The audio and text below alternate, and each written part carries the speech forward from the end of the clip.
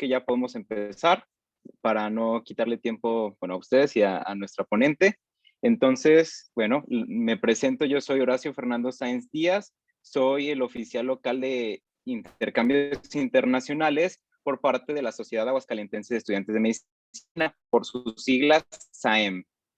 Aquí también me acompañan, bueno. Hola, yo soy Patti, soy Leo General del Comité IMSAWAC y espero que disfruten esta semana con las ponencias y los ponentes que tienen mucho que aportar. Bueno, yo soy María Luisa Covarrubias Ramírez, soy la Leo General de ATME y soy una de las 3 organizadoras de este evento. Espero que puedan aprovecharlo al máximo y que se puedan meter a todas las ponencias que puedan y pues los dejamos aquí con Horacio. Muy bien, bueno, la ponencia de hoy es Exchange and Specialty. Nuestra ponente es la doctora Elizabeth Aguilar Alanís. Ella es médica general por parte de la Facultad de Medicina del campus de la Ciudad Universitaria de la Universidad Nacional Autónoma de México. Ella es cirujana general por el Centro Médico del Instituto de Seguridad Social del Estado de México y municipios. Es cirujana cardiotorácica por el Instituto Nacional de Cardiología Ignacio Chávez. Tiene una alta especialidad en cirugía de malformaciones cardíacas congénitas por el Centro Médico de la Universidad de Leiden en Holanda. Además de que está certificada por el Consejo Mexicano de Cirugía Cardiotorácica en cirugía cardiotorácica de adultos y cirugía cardiotorácica pediátrica. Actualmente trabaja en el Hospital Centenario Miguel Hidalgo, acá en Aguascalientes, en el servicio de cirugía cardiotorácica. Doctora, muchísimas gracias por estar aquí con nosotros. Hola, buenas tardes a todos. Quiero dar las gracias a los organizadores de la plática, en especial a ti, Horacio, porque has estado en contacto toda la semana para orientarme sobre esto. No soy muy buena para el Zoom y todo eso, pero bueno, espero que esta plática les sirva y les oriente un poco, les resuelva algunas dudas y sobre todo darles algunos aspectos que a veces cuando vamos a irnos no pensamos y bueno, eso se aprende sobre la experiencia y entonces ese es el objetivo de esta plática, que a través de la experiencia de los ponentes pues ustedes puedan resolver muchas o varias dudas. Yo les voy a compartir la pantalla, es una presentación. Esto es una charla, pues, entre amigos, casi colegas. Voy a iniciar con algunos papeleos que muchos ya conocen o han oído hablar. En mi caso es específicamente de cirugía cardiotorácica. No podría yo orientarlos en alguna otra cosa. La información, todo lo que tengo es acerca de una alta especialidad aquí en México. Entonces ya en ese momento yo tenía mis títulos de médico general, de cirujano general, y estaba en trámite el título de cirujano cardiotorácico. Entonces ya con todo eso hice arreglos para hacer la estancia en Holanda. Pero bueno, les voy comentando. Voy a abrir la presentación y ustedes me dicen si la pueden ver en sus pantallas.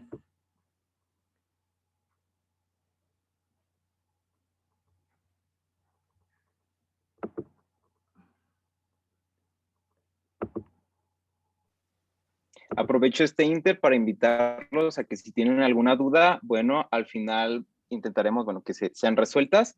La pueden escribir aquí por el chat de Zoom o por WhatsApp, si quieren en el grupo o privado con alguno de los oficiales locales de sus comités locales. Y bueno, también en la parte de dudas, pues prenden su micrófono y comentan. Ok, ¿la pueden ver? ¿Ya? Sí, súper bien. Okay. Bueno, para dar pantalla completa, díganme SFQ. Presentación, aquí está. Listo.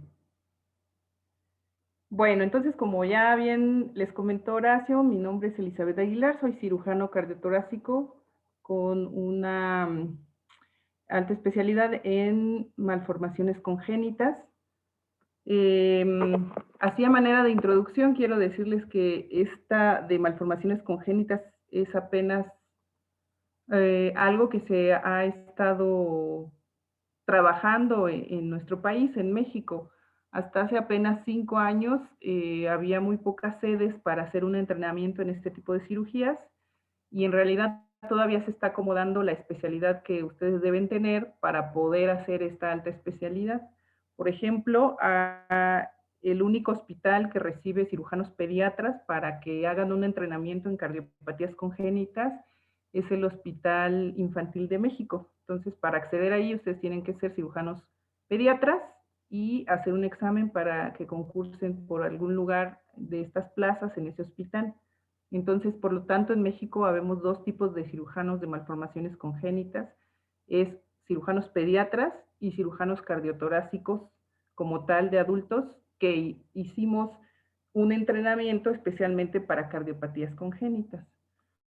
Mi sede de cirugía cardiotorácica pues fue el Instituto Nacional de Cardiología y entonces ahí está ya muy bien instituida la especialidad de cirugía cardiotorácica con aval de la UNAM y hasta hace 5 años teníamos la opción de que en el 4.º año de la especialidad podíamos hacer un año completo en el servicio de cardiopatías congénitas y al terminar ese año podíamos hacer un año más, al menos en el instituto, para ya hacer un entrenamiento formal, sin que hubiera de por medio un plan de estudios específico. Este plan de estudio ya con aval de la universidad y hasta consejo de cirugía cardíaca pediátrica es relativamente nuevo.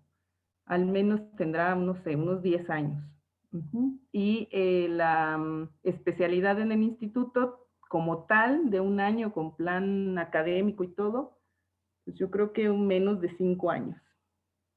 Entonces, pues como estaba todo relativamente informal en el país, también había la opción entonces de hacer un fellow. Hay diferentes tipos de fellow. Hay algunos que reconoce bien la universidad del país al que ustedes quieren ir y hay otros en que solamente es una estancia por 6 o un año, como se utiliza en uno de los hospitales más con mucha experiencia que está en Australia, en Melbourne. Y entonces ellos ofrecen becas de 6 y un año con todo pagado para que ustedes estudien, pero ustedes ya tienen que ser cirujanos cardíacos pediátricos, o bien hay algunos fellows como en la estancia que yo hice, en donde nada más es un año, pero no hay un documento específico de la Universidad de Leiden. Sin embargo, el hospital universitario, pues sí les otorga un documento en donde es un certificado de que ustedes hicieron el fellow en esa ciudad o en ese hospital en específico. Bueno, esta es una foto del último año de mi residencia. Ahí ya saben, cada febrero hay un cierre de las residencias médicas. Y pues esta es una foto del Instituto Nacional. Ahí era 2012 y para yo haber tenido acceso a este intercambio o esta estancia o fellow, tuve que hacer una solicitud 2 años antes. Entonces, en el 2010 yo estaba contactando al profesor titular del curso de la especialidad de malformaciones congénitas en Holanda, y él ya me había respondido mandándome todos los documentos que necesitaba, y tenía yo que volverlo a contactar en el 2011, a finales, para que entonces él mandara una carta de aceptación para que yo hiciera o terminara de hacer todos los trámites en la Embajada de Holanda. Entre mis pretensiones, porque en realidad yo solo quería salir del país y experimentar lo que era estudiar en otro país. Entonces yo hice un MIR, que es el examen a residencias médicas en España, y para ir a hacerlo, pues tenía que tener una serie de condiciones, así que les voy a mostrar algunas cosas que se hacen, se tienen que hacer independientemente de lo que al final ustedes decidan. Este es el apostillado, que quiere decir, es mi título de medicina general, y este es un trámite que yo tenía que hacer para lograr una homologación de mi título de medicina general en la Comunidad Europea. Homologación en el país de España. España les homologa el título y dice, bueno, es equivalente. Tus estudios de medicina general son equivalentes a medicina general aquí en mi país. Y eso es solo un trámite. Ahí no hay que presentar exámenes ni nada. Si ustedes quisieran homologar el título de una especialidad, entonces ahí empieza un proceso diferente en donde tienen que hacer aparte exámenes y presenciales, en ese momento eran, y sí tenían que hacer un par de viajes a España. Entonces yo solamente hice el apostillado.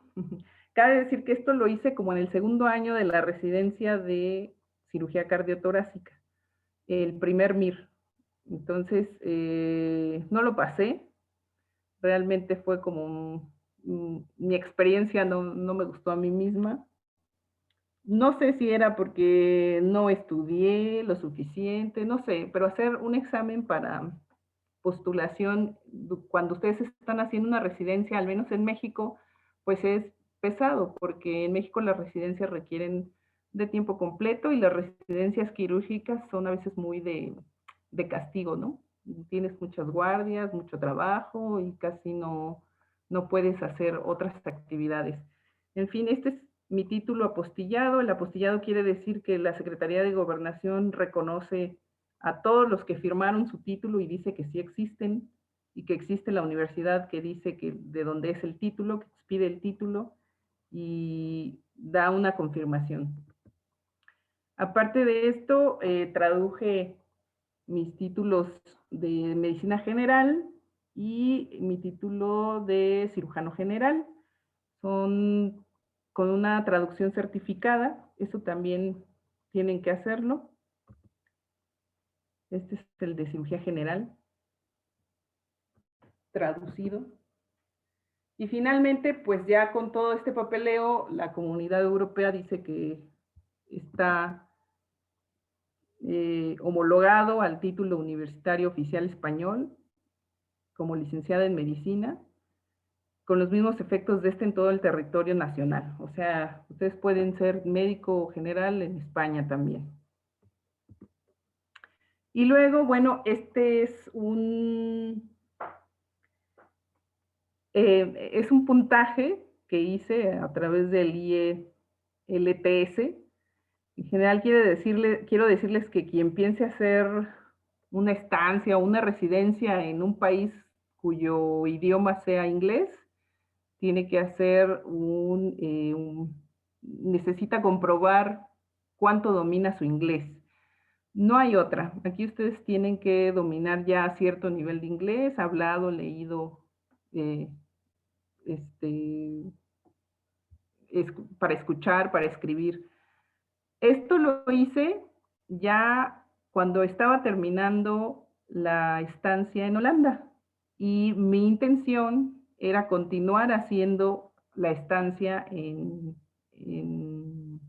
Australia, en Melbourne, y me pedían un mínimo de 7 puntos en total. Entonces yo en ese momento fui a Ámsterdam, a uno de los centros para hacer esta certificación de inglés, e hice ahí mi examen. Esto es importante. Cuando yo estaba haciendo el examen ahí, de repente dijeron, bueno, vamos a escuchar un párrafo y ustedes van a llenar su hoja, lo que le pregunta el examen. Y yo escuché el párrafo y no entendí varias cosas.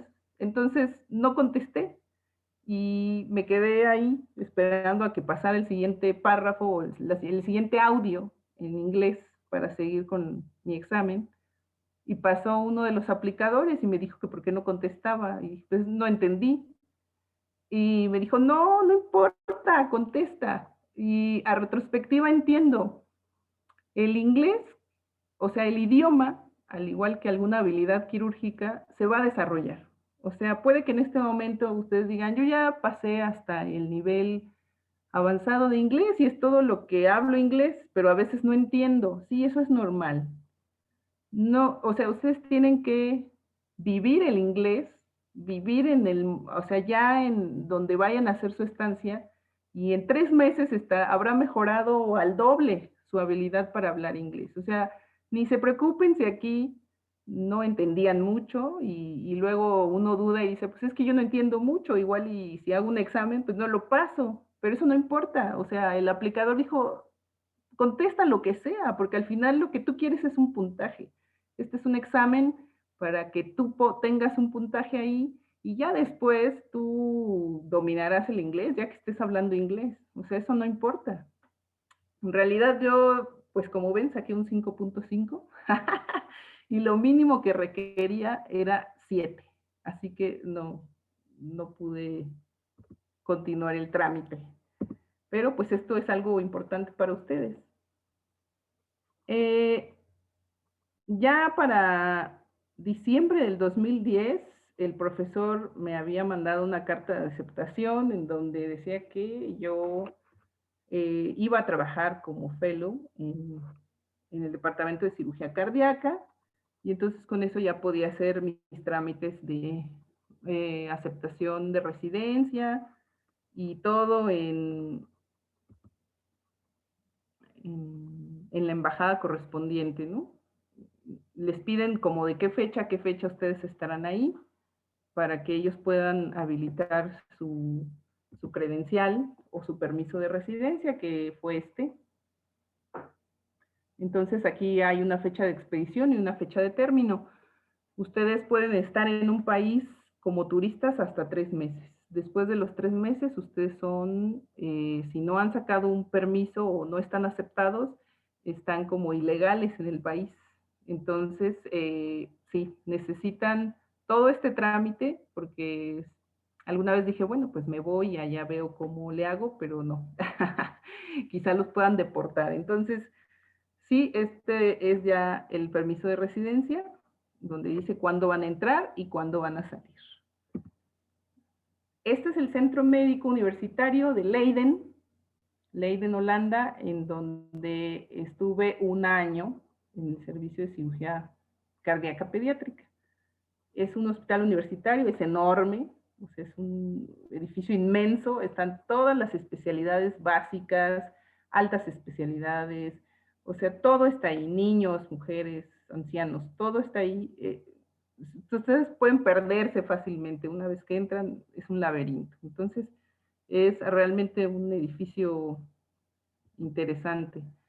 Una vez llegando y ya que acreditan todo, bueno, pues les expiden su credencial del propio hospital, pero aquí pues ustedes conocen otra forma de trabajar. Por ejemplo, allá un hospital necesita estar supervisado por otro centro que sea universitario.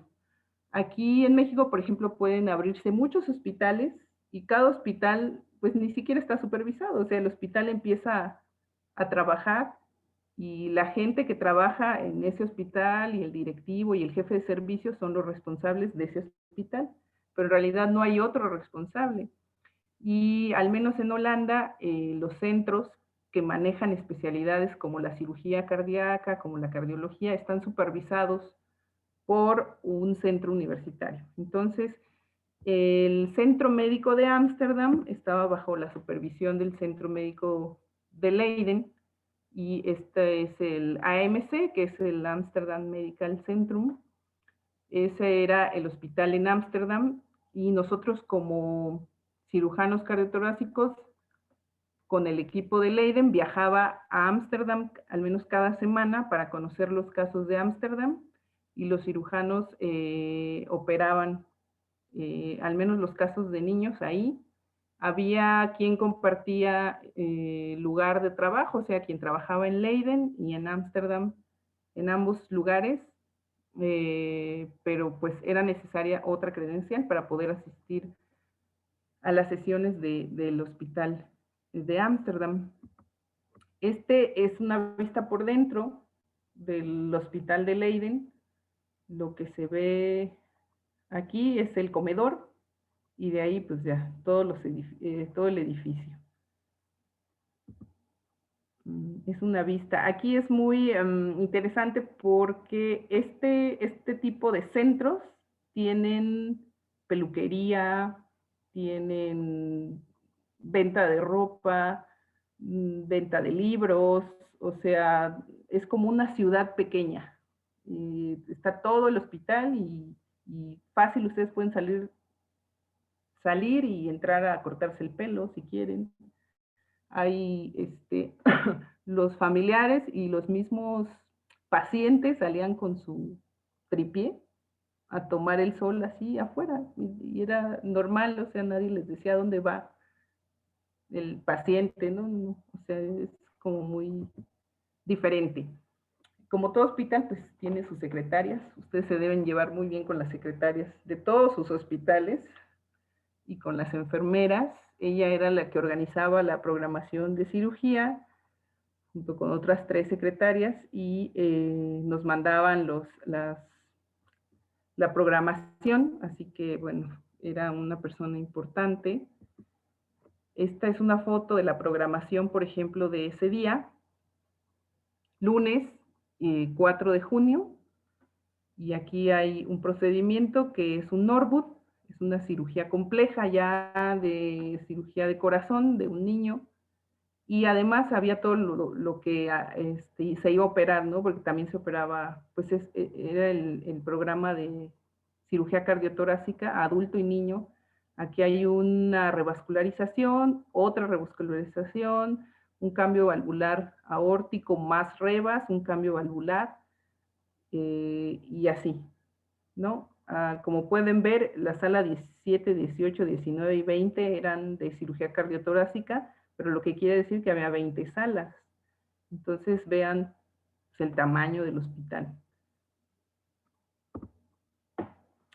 Esta es la entrada. Abajo en las escaleras, en la parte de abajo, ustedes ya se cambiaron, luego suben por las escaleras y van a tomar su zapato según su número. O sea, aquí no hay botas. Ustedes se quitan los zapatos y les van a dar zapatos que están ahí. Ustedes escogen su número, se los ponen y entran al quirófano. Sus zapatos, cuando ustedes salgan, los van a meter en un contenedor especial y ellos los lavan. No los esterilizan, los lavan. Nada más. O sea, esos zapatos están limpios. ¿Ven? Así que mucho de... Cuando vean a alguien que pelea por qué tiene que usar la bota si tiene un zapato de quirófano especial, pues sí, así es. Es algo que se hace, pero aquí son muy necios y aunque ustedes tengan su zapato especial, a veces les mandan decir que no, que tienen que usar botas. Pero bueno. Esta es una foto de el quirófano donde se operaba a los casos pediátricos. Esta puerta es totalmente automática, ustedes se ponen abajo del sensor, la puerta abre y salen al pasillo. Es la máquina de anestesia, el enfermero que va a capturar todo el consumo y bueno, este es así como lucen las salas. Quien haya visto una cirugía de corazón en paciente adulto o niño, generalmente el ecocardiograma transesofágico es una herramienta útil. El protocolo del hospital era que el niño llegaba, lo invadía el anestesiólogo y se llamaba a los cardiólogos pediatras para que vinieran a hacer el eco preoperatorio. No es que no tuviera un eco de antes, no, sino que el niño se programó, no sé, hace un mes, hace 6 semanas, y entonces a la llegada a su cirugía había que hacerle en ese momento, antes de la cirugía, un ecocardiograma, y después de la cirugía hay que hacerle un ecocardiograma transesofágico de control para ver la corrección inmediata. Este protocolo ya llevaba años allá. Bueno, pues 8 años después, aquí en Aguascalientes, apenas tenemos eco transesofágico y muchas veces hay que estar insistiendo para que suban a hacerlo después de la corrección. Antes de la corrección, pues no hay la costumbre de hacerlo, pero es algo que que seguramente mejora mucho los aspectos a hacer durante la cirugía. O sea, todavía hay mucho camino por recorrer. Ustedes se van a dar cuenta, en nuestro país hay mucho trabajo que hacer. Bueno, ya verán cuando ustedes lleguen a ese momento y sigan utilizando las mismas herramientas que yo, van a decir, no, pues esto hace 50 años que cambió en otros lados del mundo y nosotros seguimos en la misma. Bueno, una vez que le hacen el eco al niño, el cirujano empieza la cirugía o el procedimiento. Específicamente, bueno, la cirugía de corazón requiere un bypass cardiopulmonar, es una máquina de circulación extracorpórea. Y bueno, esta es una foto que le tomé al perfusionista. Al inicio nosotros, al inicio yo no me lavaba para ayudarle, sino que estuve entrando y ya una vez que adquiriera la rutina de las cirugías, entonces ya se me permitió lavarme, ayudar o operar. Estos son aspectos más relajados del hospital. Por ejemplo, ustedes han oído de que está prohibido meter alimentos al vestidor de enfermeras antes de entrar a los quirófanos. Esta sala es una sala de café que está en un pasillo, que si ustedes recorren el pasillo llegan a las salas de quirófanos, o sea, está dentro del quirófano, no es el vestidor, nosotros ya pasamos por el vestidor y entramos al área del quirófano, y esta sala está ahí, en esa área del quirófano, no es una zona blanca, pero como ven, estamos con los zapatos limpios, es como si estuviéramos con botas, uniforme quirúrgico, y nuestro gorro, o sea, estamos dentro de área blanca en realidad, y pues la gente sale a tomar café, agua, se puede preparar una sopa. Si ustedes ven ahí, hay un tostador de pan. O sea, eso está dentro del quirófano. Entonces, bueno, también es interesante, ¿no? Aquí ustedes no pueden consumir, está prohibido consumir alimentos dentro del vestidor. Ni siquiera estamos en el área blanca, o sea, ustedes en el vestidor están sin botas, están con sus zapatos normales, está el baño ahí.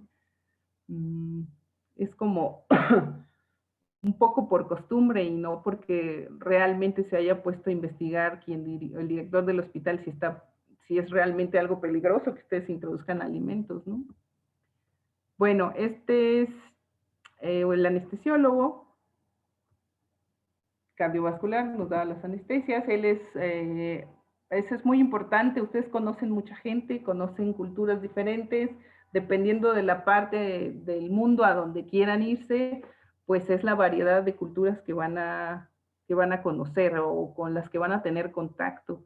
Europa a mí se me hizo un lugar que yo quería conocer, o sea, vivir, porque Europa es un continente pues relativamente pequeño, entonces ustedes pueden hacer 1 hora después de viaje, pueden estar escuchando otro idioma, pueden estar escuchando italiano, o 40 minutos después del tren pueden estar escuchando alemán. Toda esa gente sabe hablar muchos idiomas, pues porque está en contacto casi inmediato, o sea, sus países son muy chicos. Holanda, no se diga, es un país pequeño, lo pueden recorrer en bicicleta, la totalidad del país está para recorrerse en bicicleta y llegar a París, a Francia, y de hecho a llegar a Colonia, Alemania, que es Alemania está ahí en límites y Colonia es la ciudad más próxima, así que ustedes pueden hacerlo y entonces es muy fácil conocer muchas culturas, no solo cercanas. Este perfusionista era iraní, de Irán, pues, entonces ustedes pueden conocer culturas de todos lados. O sea, ahí otra de las perfusionistas era sudafricana, así que estaba totalmente un lugar cosmopolita, muchas culturas juntas. La experiencia de estar ahí, no solo de aprender, porque no solo vamos a aprender, o sea, también vamos a conocer y vamos a conocer gente y vamos a conocer el lugar. Sería muy tonto decir que nada más fuimos a estudiar, ¿no? Eso no es cierto. Aunque sí, déjenme decirles Ese año que estuve ahí es el año que más he leído en toda o que leí en toda la carrera, más que durante las residencias. La residencia en México es muy pesada, físicamente pesada, así que no se puede estudiar mucho, porque aunque ustedes quieran estudiar, lo más probable es que se duerman porque están cansados. Y el sistema de residencias allá no es que sea menos duro, no es que estén pocas horas, al menos ahí los residentes estaban básicamente todo el día. La diferencia es la siguiente, ellos para ser acreedores para ser internos y pasar a una residencia en entrenamiento, tienen que tener un currículum impresionante, tienen que tener publicaciones, estancias, maestría, si tienen doctorado mejor, o sea, alguien que se gradúa de cirujano cardiotorácico en Leiden, Holanda, tiene como edad promedio 40 años, no menos. Y eso es porque antes tuvo que hacer mucho trabajo académico para poder lograr una residencia en entrenamiento. O sea, no es nada más acabar la escuela y luego hago un examen y ya me entreno, no. El programa académico previo a la residencia es muy duro y por lo tanto, pues quien está ahí ya tiene una maestría mínimo. Entonces sabe de lo que está hablando. Académicamente hablando, sabe de teoría, antes de saber operar, teóricamente sabe de lo que se trata es su residencia.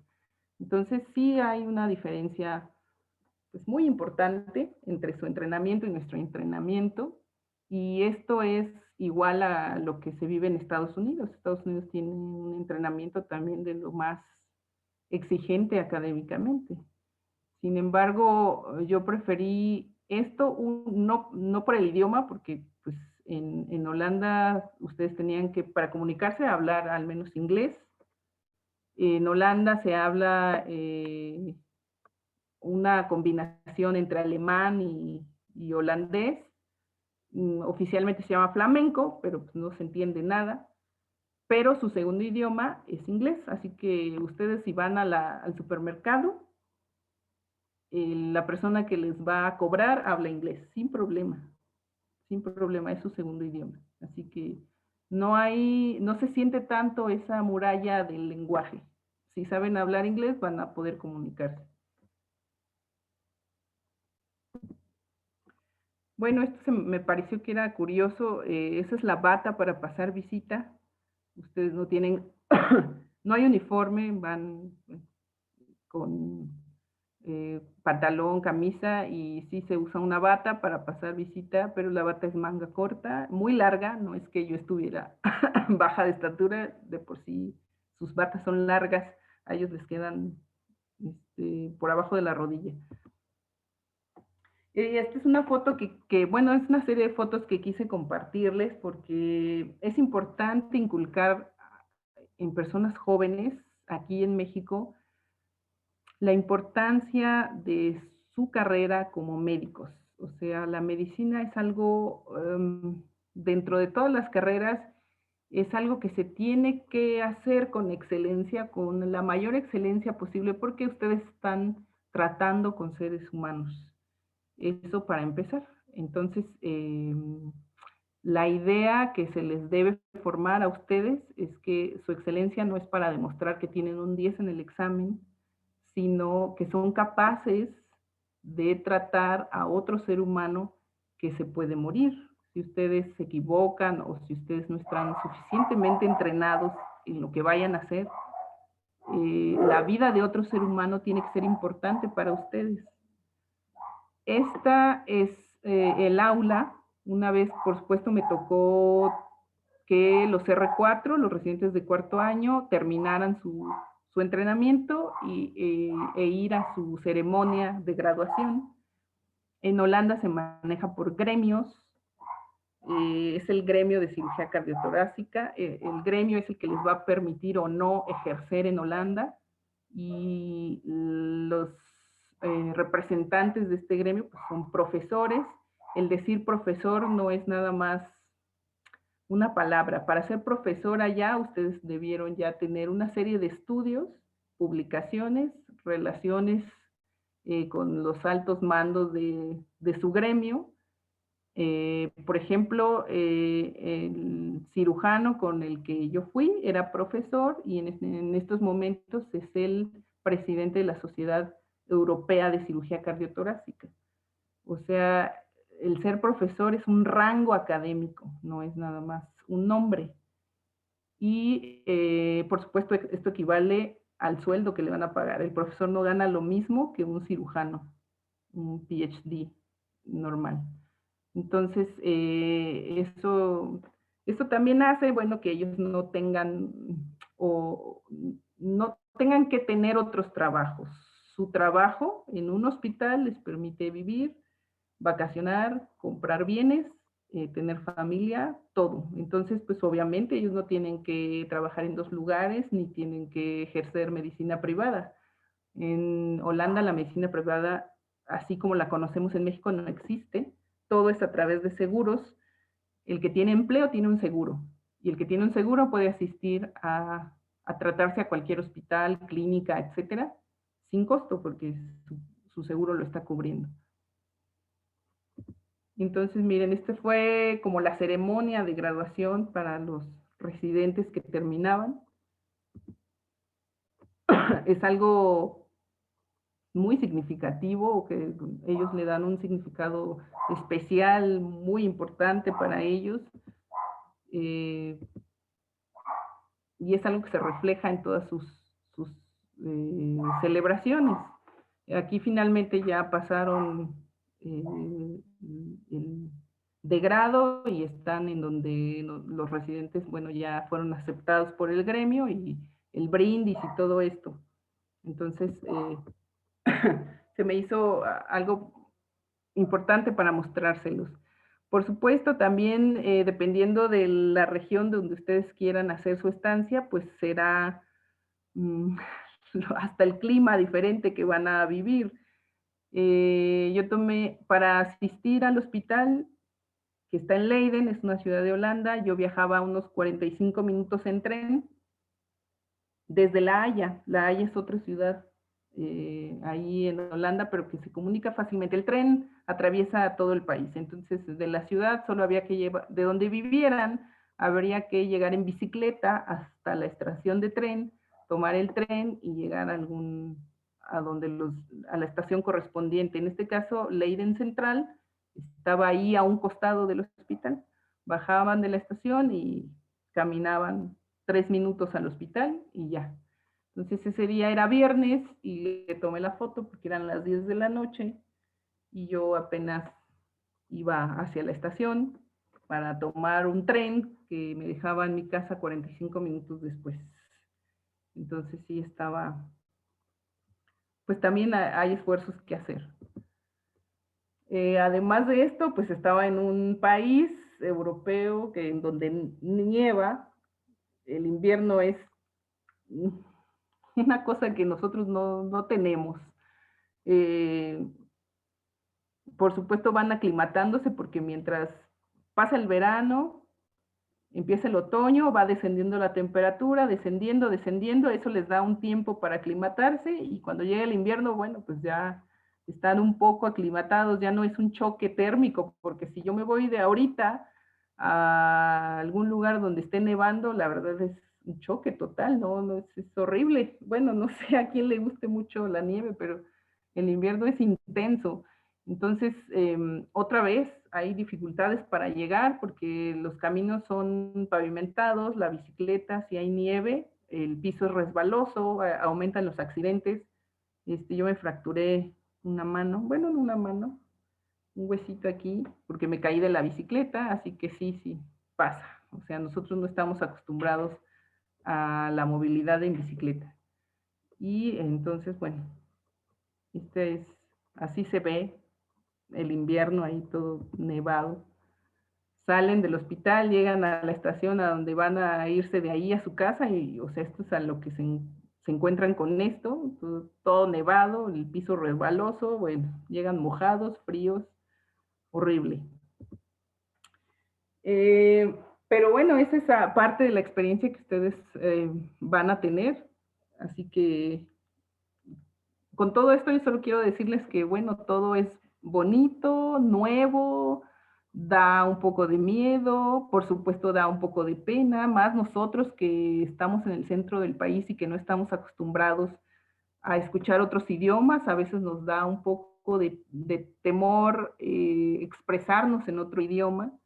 Estamos acostumbrados a que aquí si alguien trata de hablar en inglés, la gente lo toma mal, o sea, porque si estamos en México, porque hablas inglés, pero es algo que deberíamos cambiar, porque realmente eso es lo que necesitamos, conocer otro idioma para poder comunicarnos con otra cultura, si no, nunca lo vamos a poder hacer.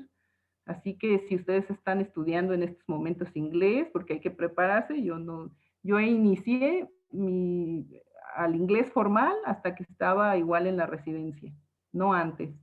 Entonces, pues ustedes seguramente a alguien que le interese lo debe estar haciendo porque toma tiempo asimilar, leer, conocer algunas cosas del lenguaje y luego animarse a soltarse a tener una conversación.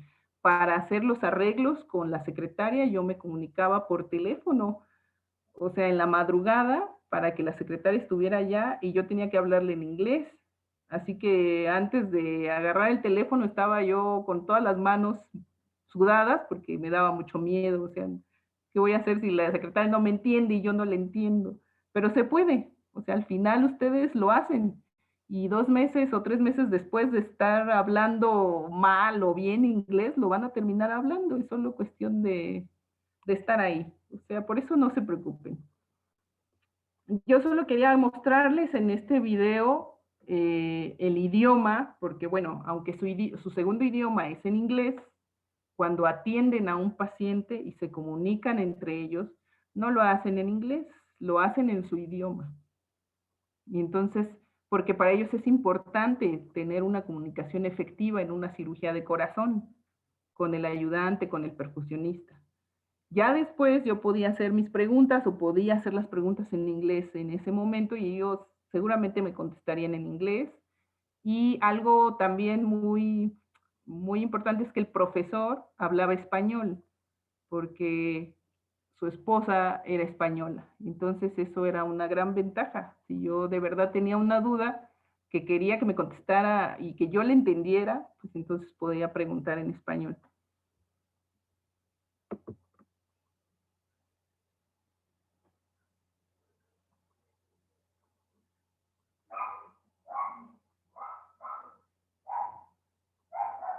Ellos están cambiando una membrana de un ECMO. Hace 8 años el ECMO ya es una rutina para ellos. Doctora, lo que quiere que Nosotros escuchemos es el sonido, ¿verdad? es el idioma, la Ajá, bueno. comunicación entre ellos. Sí, es que al compartir su pantalla tiene que poner la opción de compartir sonido, si no, no escuchamos y ahorita no escuchamos. ¿Y dónde está? Sí, lo que puede hacer es dejar de compartir y volver a compartir y abajo le va a aparecer la opción. Ok, a ver.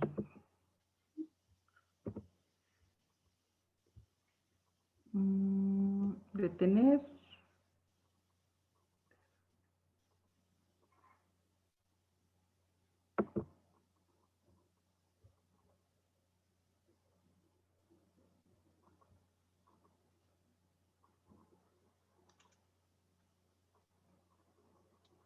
Si le aparece es un botón rojo que dice dejar de compartir. Ya. Dejar de compartir.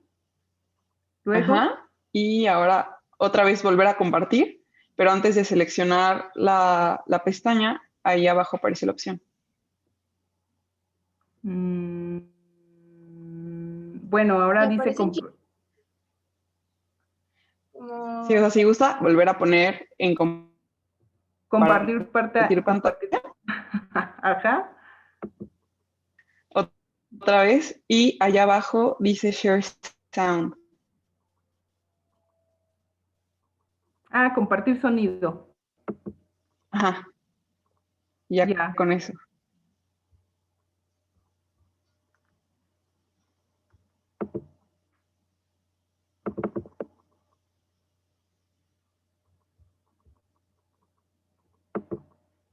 A ver, déjenme ver si funciona. Y ya se escucha. Ja, mag ik naar 1000? Je hebt veel luchtlekkage. Ik ga langzaam, hè? Je hoort het zelfs als je... Wacht even. Heb je een probleem met de Wacht even. Hij wordt morgen geopereerd, dus morgen is het... Vrijdag. Nee, vrijdag. vrijdag. Nu is het... Nu 1000 toeren. Dus je bloeddruk. 990 is ook goed, hè? Excuse me, I gotta go there for...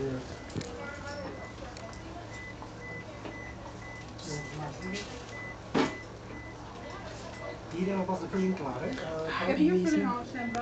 Ben jij? Maar dat ook nog voorzien wat er voor over zit.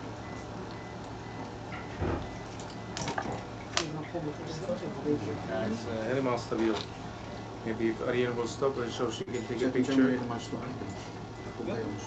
Yes, sir. Don't worry. We do it also always in the operating room. Elizabeth, the same. When we operating, somebody stop operating, I'll take a picture. I'll have to stop. The same thing. Blijft mooi stabiel, hoor.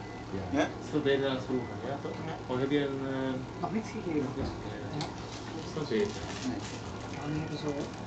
Wil je de Noord iets op? Ja, dat is goed, Karin. Doe maar. Even voor beter doen. Gaan we even de bloedtensie afhouden. Dat is perfect hoor. Misschien moet je een beetje vullen, hè, want dan gaat die 50% volume uit. Ja, zet maar een volle bak, Caroline. Vullen. Ja, inderdaad. Oh, dan gaan we Even zo op de op. hand. Ja. Oké, ik ga even moeten een shotje adrenaline geven. Oké. Ik ga nu een mini shotje geven. Ja.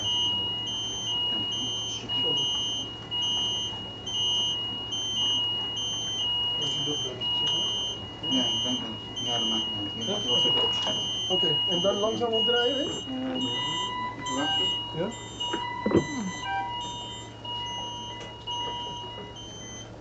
Neem je tijd, hoor. Draai maar op. Ja? Draai maar op. Draai maar op.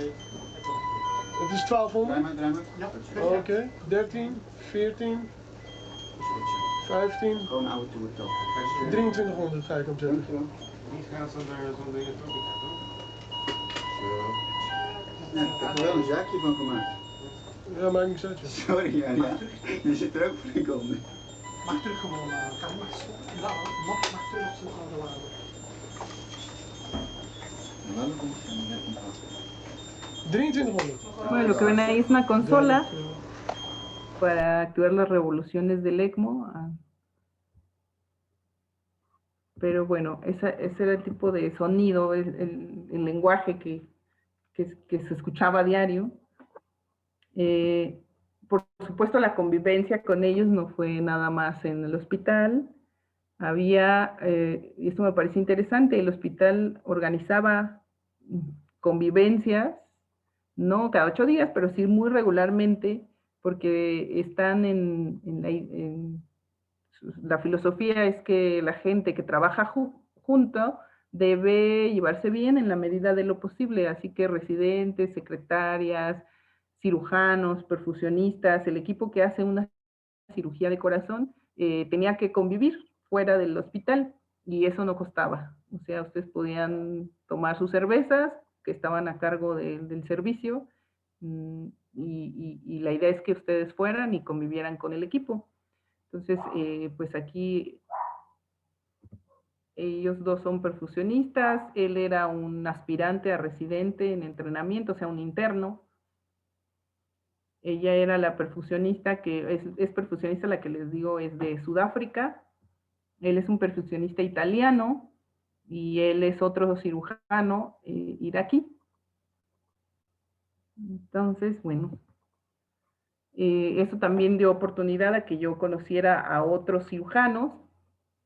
Ella es Luz Polo, que fue a hacer igual una estancia de 1 mes en ese hospital, y ella es cirujano en el Hospital de La Paz y de Ramón y Cajal en Madrid. Entonces ella es cirujano de congénitos también, y hasta la fecha tenemos contacto por WhatsApp, o sea que es muy bueno. Si ustedes salen, siempre van a tener gente que conozcan y con la que tengan contacto en todo el mundo, si quieren. Él era es otro cirujano, pero él es de Eslovaquia. Entonces, bueno, trabajaba ahí. El equipo, si recuerdan, es el jefe, el profesor, la secretaria, el cirujano que era de iraquí, él es otro cirujano y ella era una estudiante de esa universidad de Leiden que estaba ahí haciendo trabajos de investigación. O sea, en general, bueno, pues ustedes pueden convivir con mucha gente. Y les quise poner esto porque fue algo agradable. Al final, la gente que rotaba, ellos tenían su forma, pues si han escuchado que hay formas de dar bienvenida o de despedir a la gente, su forma de despedir a la gente era que mientras estaba lavando la meten a la tarja para que se moje, se activen las llaves y quede totalmente mojado. O sea, esa soy yo. Y estos eran 2 residentes de cirugía de cardiotórax, Smenk, que es este, y el otro que no me acuerdo del nombre porque son impronunciables también. Y fue algo pues realmente muy divertido. Bueno, la que tomó fotos me dijo, es que es muy divertido porque tú estabas lavándote y ellos estaban hablando de que te iban a aventar a la tarja y tú no te dabas cuenta. Pues no, porque nunca entendí bien el holandés, ¿no? Desarrollé un poco más el inglés, pero el holandés no, solo palabras aisladas. Así que, ¿qué es lo que les quiero decir a ustedes? Bueno, uno, que si tienen el propósito de hacer alguna estancia, hay la forma. Siempre hay la forma. Por supuesto, tienen que ser muy previsores. Años antes tienen que prepararse para esto, o sea, con el idioma, con la aprobación de sus títulos, con toda la documentación que hay que juntar. En realidad yo en el segundo año de cirugía cardíaca dije, bueno, yo puedo irme a España a hacer otra vez cirugía cardíaca. Y en ese momento mucha gente dijo, bueno, pero es que ya estás en segundo año, ya nada más te faltan 2, tienes 31 años, o sea, ¿cuándo terminarías? Y cuando terminé yendo a ese lugar dije, bueno, ¿qué importa la edad en que yo hubiera terminado? Es algo irrelevante, ellos terminan a los 40 años, por supuesto. Terminan a los 40 años porque no tienen una beca de residente, tienen un sueldo de residente que les permite vivir y tener a su familia. Muchos de ellos ya están casados y tienen hijos. Pero al final de cuentas, su periodo de estudiar se extiende muchísimo más de lo que nosotros estamos acostumbrados. Así que 30 años era nada. Podían pasar otros 10 años y no hubiera perdido el tiempo de ninguna forma. Entonces, esto es porque a veces uno piensa que necesita irse a hacer la residencia cuando acaba de salir de estudiar medicina y no necesariamente es así. Primero tienen que preparar académicamente su currículum y tienen que empezar una especialidad y en esa especialidad tienen que ir viendo qué es lo que quieren, hacer una alta especialidad afuera, una estancia, un fellow, cualquier cosa que ustedes hagan afuera les va a retribuir tanto académicamente como personalmente, como en muchas cosas. Mucha de la confianza que tengo ahora para hacer procedimientos no la adquirí en el instituto, la adquirí aquí en un año. O sea, su perspectiva sobre lo que ustedes hacen puede cambiar impresionantemente. Lo que ustedes vayan a hacer, no tiene que ser quirúrgico, puede ser muchas cosas. Entonces, hay que hacerlo, hay que preparar antes. Por supuesto, yo trabajé el primer año de cirugía cardíaca, hice guardias en otro hospital y el cuarto año de cirugía cardíaca también trabajé como cirujano general en un hospital de la Ciudad de México, fines de semana y días festivos. Y todo ese sueldo de ese año fue para tener recursos para irme. Aunque ya también tuve una estancia, si yo conocía al profesor o supe del profesor en Holanda fue porque había un estudiante de intercambio holandés en el instituto. Entonces, a través de eso pude saber cómo era el costo, qué es lo que podía hacer. Leiden es una ciudad donde viven muchos estudiantes, así que había casas de estudiantes baratas. Yo llegué a una de esas casas, compartía con 3 personas más, no era muy bonito, pero el costo era asequible para mí, entonces la verdad eso era lo de menos para mí, ¿no?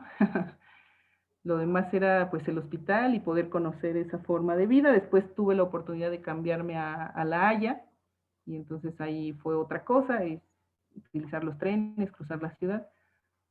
Pero sí tienen que tener económicamente un plan y sobre todo pues no hay otra forma, o sea, tienen que ahorrar.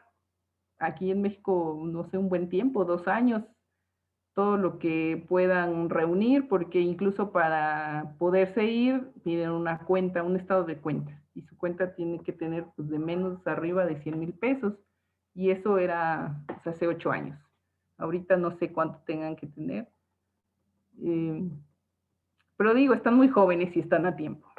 O sea, hay cosas, y si buscan, por ejemplo, ya estando allá, cuando ya tenía que regresarme, el propio profesor me dijo, bueno, ¿por qué no haces un examen a un hospital que también daba una beca en Londres? Pero ya todo fue como muy rápido para mí. Pero además, si ustedes quieren aplicar, por ejemplo, en Londres, tienen que tener un examen que diga que son suficientes en medicina. Y ese examen se hace cada año en una fecha y cuesta tantas libras. O sea, nada es sin gastar, sin hacer una inversión.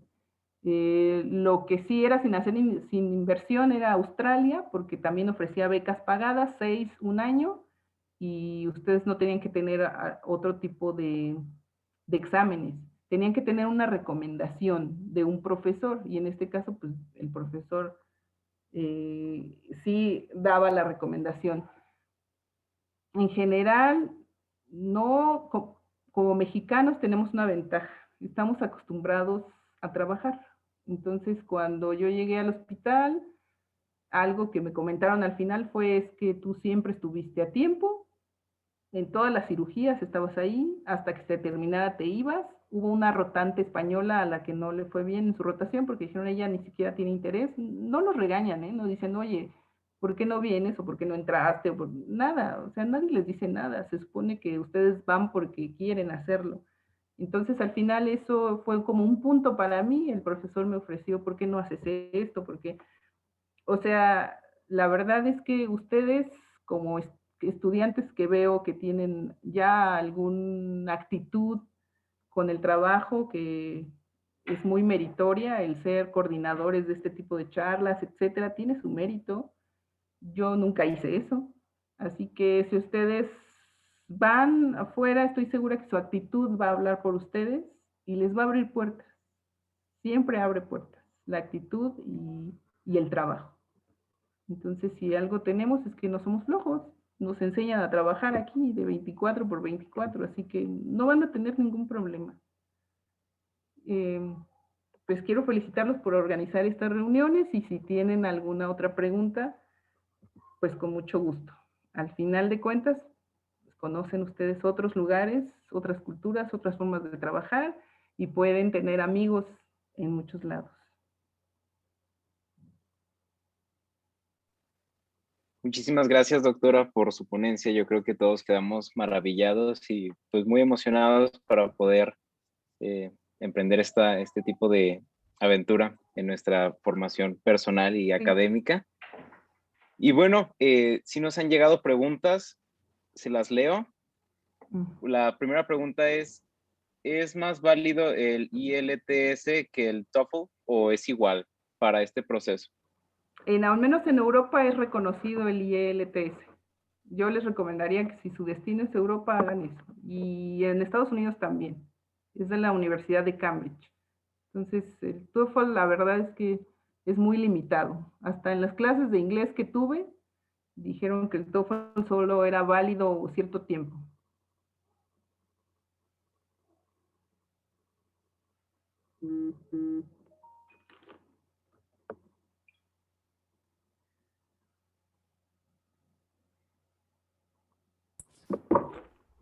Ok, muchas gracias. Perdón, es que ahorita se me trabó el audio. ¿Cuál sería la comparación en dificultad o en temas predominantes entre el MIR y el ENARM? Yo creo que el MIR tiene, en realidad sí les preguntan de absolutamente todas las áreas de la medicina. Hay una serie de manuales que ustedes pueden estudiar para el MIR. Se les presentan casos clínicos en donde les ponen el electrocardiograma, la radiografía, y dependiendo de eso, ustedes qué opinan, cuál es el diagnóstico, cuáles son las alternativas de tratamiento. Es un examen más gráfico. No sé cómo esté actualmente el ENARM, pero el MIR sí tiene muchos casos clínicos con sus respectivos gabinetes.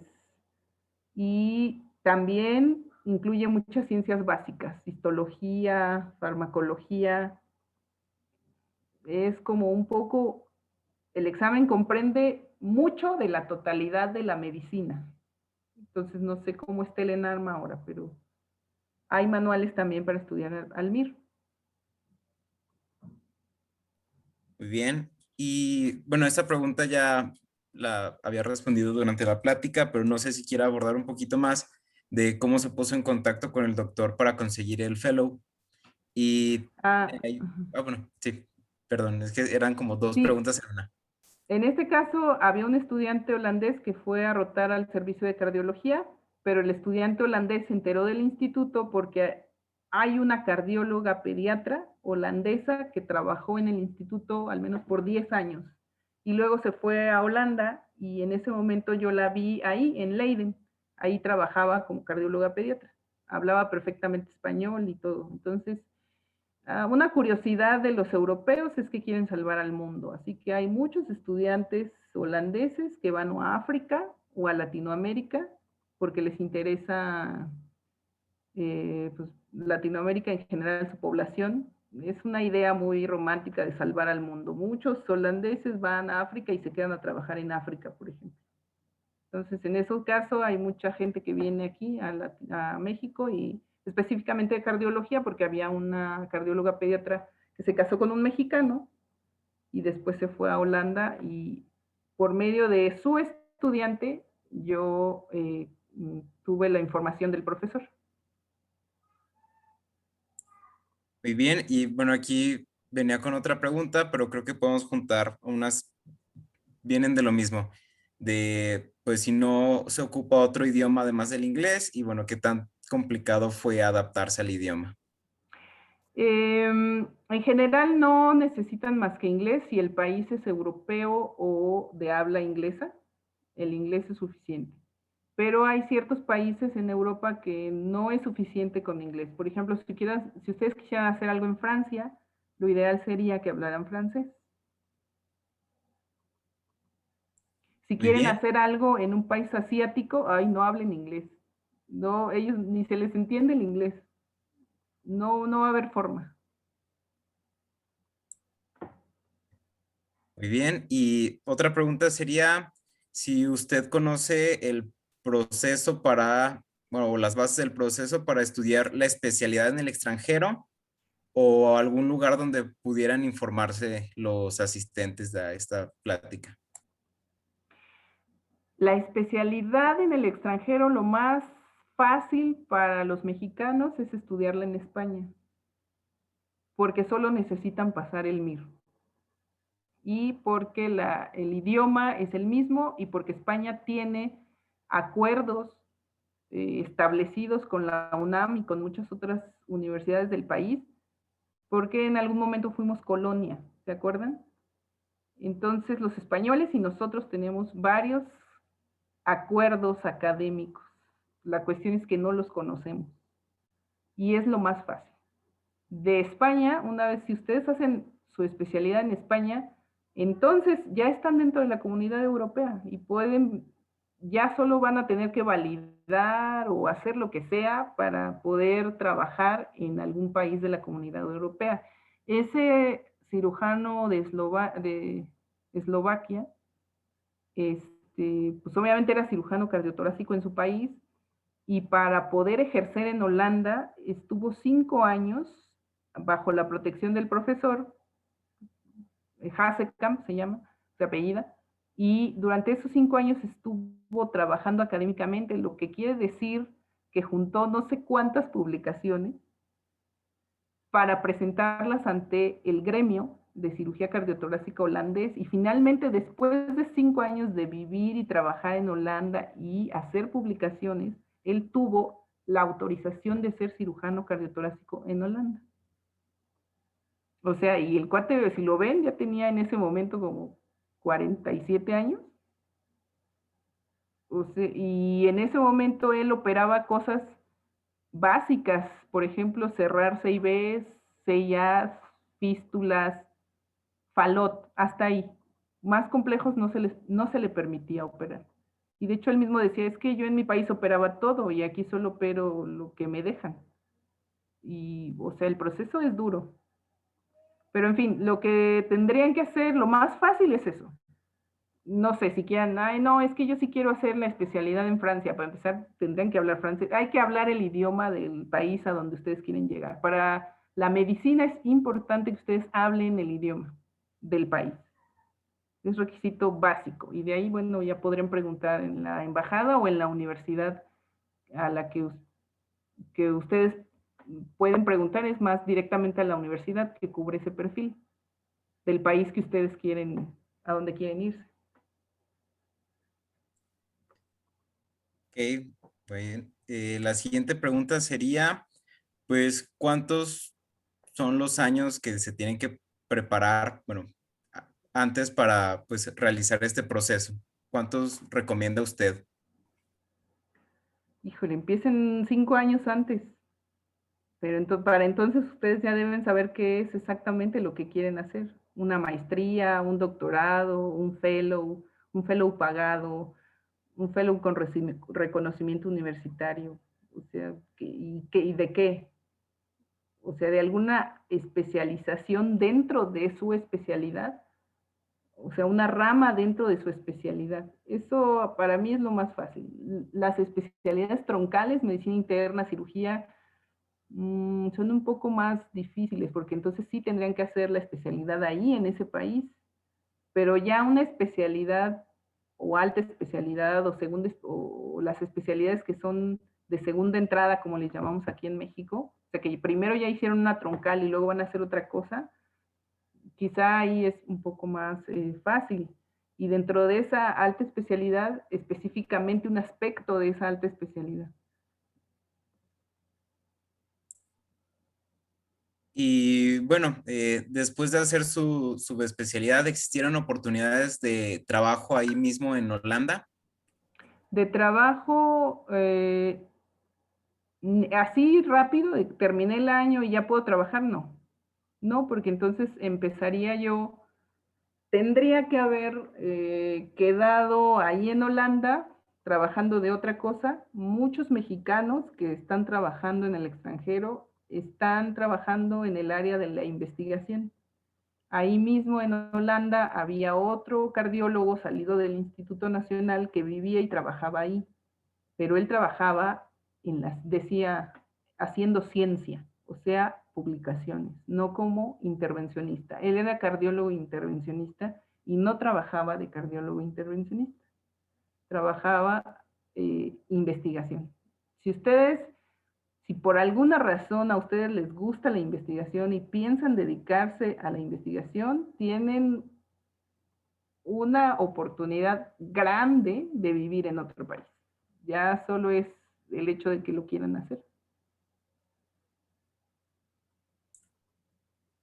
La siguiente pregunta sería, ¿qué tips nos podría proporcionar a los que se encuentran estudiando todavía para poder realizar este proceso?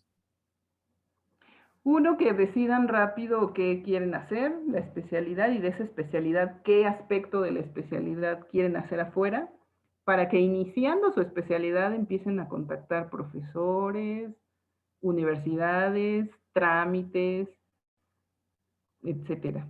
Quizá van a tener que terminar esa especialidad e iniciar su especialidad de segunda entrada e iniciarla para que tengan su título de la especialidad y ese título sea el que estén validando.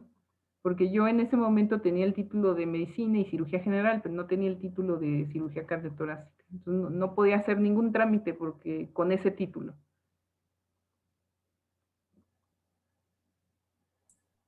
También aquí hay una pregunta de que si usted tiene, bueno, o conoce el proceso para revalidación de estudios de la carrera de médico cirujano, pero en Alemania. No, no la conozco. No sé qué tendrían que hacer. Doctora, perdón, ahora sí es que me llegó una pregunta acá directa, donde, bueno, preguntan que si alguna vez la hicieron sentir mal por no entender el idioma o por ser mexicana. No, no. Lo que tienen los, bueno, no quisiera generalizar europeos porque yo no conozco otro, o sea, trabajando, no conozco, por ejemplo, Italia, ni Suiza, ni Alemania. Conozco Holanda y los holandeses son totalmente abiertos. O sea, tanto que el doctor hacía bromas, miren, aquí hay una mexicana, un iraní, una sudafricana, o sea, la gente allá toma a las personas por lo que saben hacer, no por el dinero que tienen, no por la especialidad que tienen, no por la nacionalidad que tienen, sino por lo que saben hacer. Eso fue algo que lo tomé con mucho agrado porque desafortunadamente en nuestro país a veces hay médicos que, o bueno, aquí una autoridad en mucha gente, en la mentalidad de la gente, pues es quien tiene más recursos. En el caso de la medicina, ¿qué médico tiene el mejor auto? Y el médico que no tiene un bonito auto quizá no sea un buen médico. Y para la gente, así también, o sea, los ve, es el médico, pero tiene un auto no del año. O sea, quizá no es un buen médico. Aquí mucho de los parámetros es el dinero, no necesariamente los que ustedes saben hacer. Y allá no, es totalmente lo contrario. Es qué saben hacer. Un profesor de cirugía de corazón, de cirugía de malformaciones congénitas, tiene un respeto impresionante por sus colegas, por los estudiantes, por todo el que tiene contacto con una universidad en cuestión de la medicina. Entonces, quizá eso nos hace falta aquí en México, pero no hay otra forma de hacerlo más que siendo ustedes profesionales con excelencia e instaurando ese modo de pensar. Antes, o bueno, aquí hay estudiantes que se meten a la cirugía y algunos cirujanos dicen, bueno, ¿para qué se mete el estudiante si no entiende nada? Mejor que primero aprenda cosas básicas. Y allá no, era todo lo contrario. Si un estudiante quería estar, estaba y le explicaban perfectamente. Los estudiantes a veces decían, bueno, el doctor es una persona excelente y eso que es profesor, o sea, es un profesor y me habla como si fuéramos amigos. Entonces, no, en general fue una experiencia muy agradable. Y no me interesó, por ejemplo, hacer una estancia en Estados Unidos porque todos sabemos que en Estados Unidos las cosas son diferentes. Es cierto, la medicina latinoamericana no está a la par de la medicina ni estadounidense ni europea, pero sin embargo el contexto de raza en Estados Unidos sí es muy marcado y en cambio en Europa no. Así que fue algo más fácil.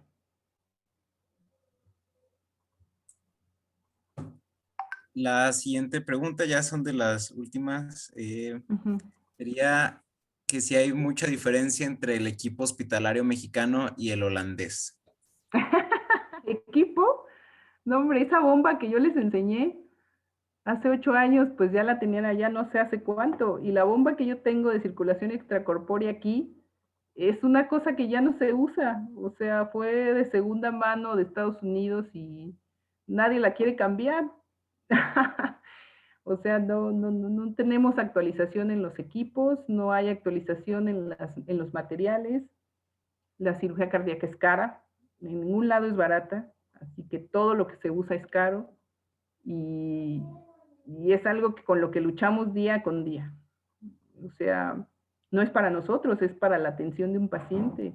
El que recibe el beneficio es el paciente y sin embargo, al parecer no, pues no sé, tú vas y pides una sutura, ay, pero ¿por qué quieres esta? Esta cuesta más cara. Aquí está esta.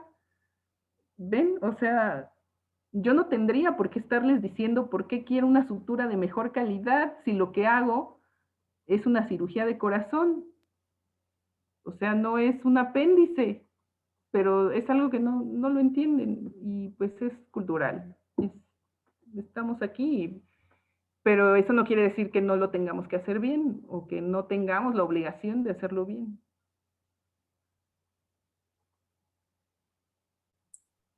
Y ya la última pregunta que nos dejaron aquí sería si fue bien remunerado su fellow. No, yo estuve en un fellow en donde no me pagaban. O sea, yo estuve en una estancia en donde yo asumí mis gastos. Les comento lo de fellows pagados porque están, yo no sabía, y fue como todo muy express, aunque lo hice 2 años antes, pero ni siquiera sabía que habían fellows pagados. Así que, y si les pagan, y lo que les van a pagar, eso les alcanza para vivir bien y hasta, traduciéndolo a pesos mexicanos, quizás hasta ahorrar. Entonces, sí hay forma de entrar a un fellow pagado, sí la hay. Pero quizá de inicio ustedes no tengan la herramienta, porque yo ya la tenía porque conocí al profesor y el profesor tuvo una buena impresión de mí, entonces él mismo puede abrirles puertas. Pero antes de irme, pues no conocía a nadie. Así que igual y aplicaba y no me aceptaban, porque ¿quién la recomienda? ¿Quién sabe quién es este? Es como parte del proceso. Bueno, y ahorita están llegando más preguntas. Ahorrar como unos 250,000 pesos. En ese momento, cuando el euro estaba a 19, creo.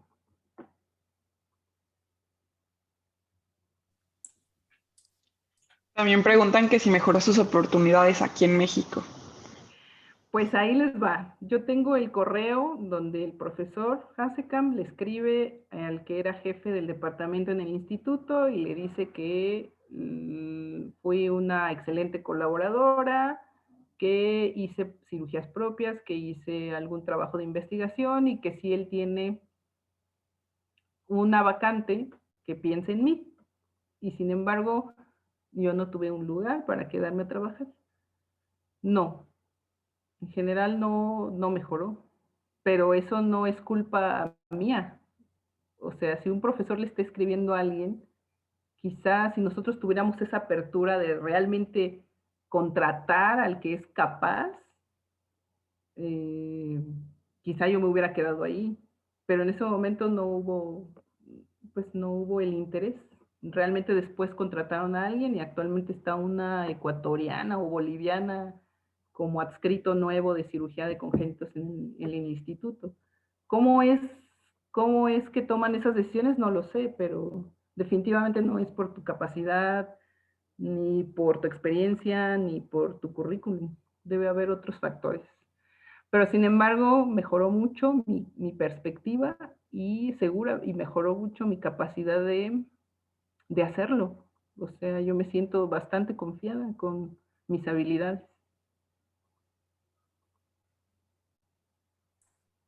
Muy bien, pues creo que esas fueron todas las preguntas. Muchísimas gracias, doctora, por su colaboración. La verdad se agradece muchísimo y toda la motivación que nos dio. Y bueno, ahorita aprovechamos pues para hacerle el reconocimiento por su participación aquí. Una destacada participación en este proyecto que tenemos de Beyond Frontiers. Entonces, muchísimas gracias, doctora, por parte de los comités locales de ADME, de SAEM y de IMSAWAC. Le queremos hacer la consideración. Muchísimas gracias. Muy bien, muchas gracias. Un reconocimiento al contrario a todos ustedes. Yo de estudiante nunca hice eso, así que reconozco que ustedes están cambiando esto o pueden cambiarlo y seguramente les va a ir muy bien. Hay que seguir haciéndolo y hay que pronunciar los nombres en inglés. Así que Beyond Frontiers es así. Hay que decirlo y entre más se acostumbren, no se preocupen por quien diga, es que porque habla si estamos en México. Así nunca vamos a poder practicar. Y bueno, doctora, no... Adelante, Horacio. Bueno, creo que era para lo mismo. Si nos puede regalar una foto, bueno, aquí posamos todos, prendemos nuestras cámaras y... Adelante. Sí, por favor, quienes puedan, prendan su cámara para tomarnos una foto. Sí, por favor, todos salimos guapos. Todos estamos.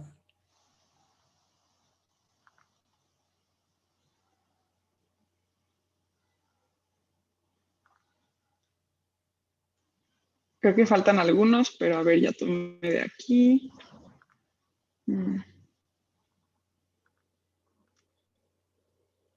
Sigan sonriendo. Ok.